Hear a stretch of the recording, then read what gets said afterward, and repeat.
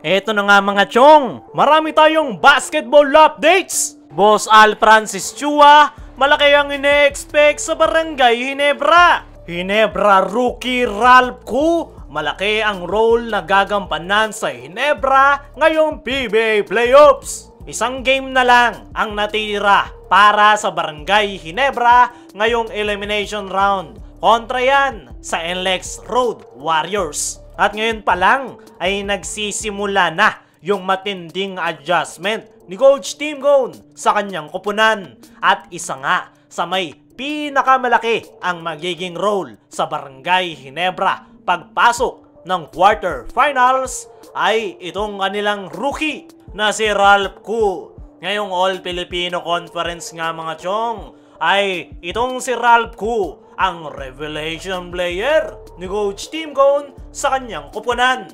Marami ang nagulat sa napakagandang ipinapakitang performance nitong si Ralph Koo. Sa nakalipas na conference ay hindi nga ginagamit ni Coach Tim si Ralph Koo. Kaya naman, ngayong in-unleash na ito ni Coach Tim, ngayong All-Filipino Conference ay napakalaki ng naging impact nito sa kanyang koponan. At ayon nga sa mga source ay malaki ang magiging role nitong si Ralph Koo sa Barangay Ginebra pagpasok ng quarterfinals. I-expect nga raw ng Barangay Ginebra fans na madalas nilang makikita na kay Ralph Koo magsisimula ang flow ng kanilang opensa. Kung naabutan nyo noon yung prime ni Jody Vance kung saan siya yung nag-a-anchor ng triangle offense, ay ganyan na ganyan nga panigurado ang magiging panibagong role ni Ralph Koo sa Barangay Ginebra. Kung noon, madalas sa gwardiya nag-uumpisa ang kanilang opensa, which is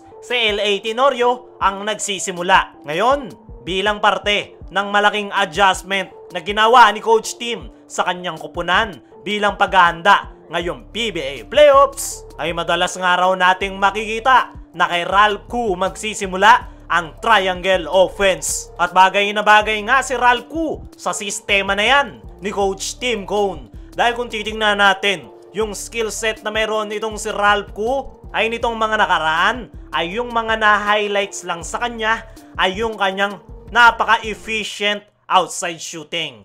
Threat nga ito pagdating sa 3-point area. Pero ang hindi nga nakikita ng karaniwang Barangay Ginebra fans ay yung kanyang napakalawak na court vision. Napakahusay rin nitong si Ralph Koo pagdating sa mga decision making at napakagaling pumasa ng bola. At ang skills at talent nga na yan ni Ralph Koo ang magpapaganda ng flow ng triangle offense ni Coach Tim Cone. Para sa akin mga chong ay kayang magampanan ni Ralph Koo ang role na ibinigay sa kanya ni Coach Tim Cone. Napakataas nga ng basketball IQ nito at kakailanganin nga ng Ginebra ang kanyang napakalawak na court vision at magandang passing ability. Lalong-lalo na si Scottie Thompson dahil mahilig nga itong mag-cut to the basket. Sa ngayon nga mga chong ay batang-bata pa itong si Ralph Koo at marami pa itong pwedeng ma-improve sa kanyang laro. At ngayon nga na binibigyan na siya ng malaking role ni Coach Tim Cone ay dyan pa lang ay makikita na natin na nagain na ni Ralph Koo ang tiwala ni Coach Tim Cone. Hindi naman siya bibigyan ng malaking role ni Coach Tim kung wala itong tiwala sa kanya. Ngayong elimination round pa nga lang ay napakaganda na ng pinapakitang performance nitong si Ralph Koo. Ano pa kaya kapag nakapag-prepare ito at magawa niya ng maayos ang kanyang panibagong role sa Barangay Ginebra, which is pagpapacilitate ng kanilang opensa. Kung si Ralph Koo ay malaki ang magiging role ngayong PBA Playoffs, ay malaki naman ang ine-expect nitong si Boss Al Francis Chua sa Barangay Ginebra. As of now nga mga chong, ay San Miguel Beermen ang masasabi nating title contender ngayong All-Filipino Conference. Wala pa nga silang talo ngayong elimination round dahil sa sobrang lakas ng kanilang lineup. Pero kahit na ganoon ay napakalaki ng ine-expect nitong si Boss Al Francis Chua sa kanyang kupunan na Barangay Ginebra. Alam nga raw nitong si Boss Al na San Miguel Beermen ang malakas na kupunan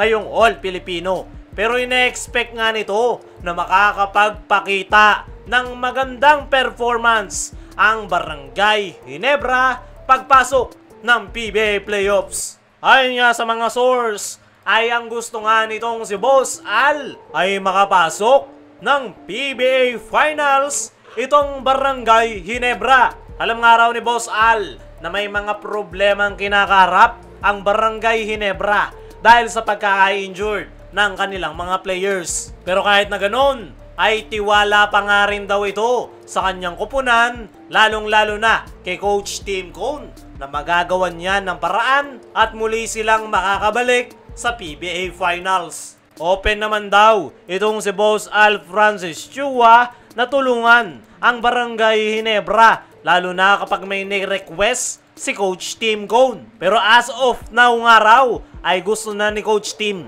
na panatiliin ang kanyang kasalukuyang lineup dahil paparating na ang PBA Playoffs. Magbibigay nga raw ng bonus itong si Boss Al sa SMC teams na makakapasok sa finals, lalong-lalo na kapag Barangay Ginebra. Sa ngayon nga mga chong, ay ongoing ang adjustment na ginagawa ni Coach Tim para sa kanyang kupunan at sinusubukan niyang ang solusyonan ang kanilang mga problema. At hindi nga madali ang gustong mangyari ni Boss Al na muli silang makapasok sa PBA Finals.